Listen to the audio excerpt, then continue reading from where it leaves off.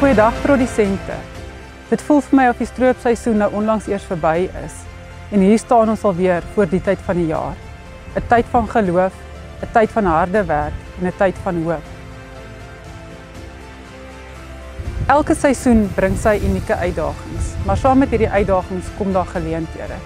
En met julle vasberadenheid, jul kundigheid en julle baie harde werk, glo ek dit wat julle aanpak 'n sukses sal wees.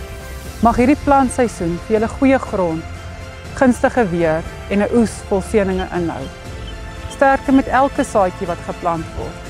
Ons as Senwes staan langs aan julle en ons glo saam vir 'n goeie seisoen. Sterkte.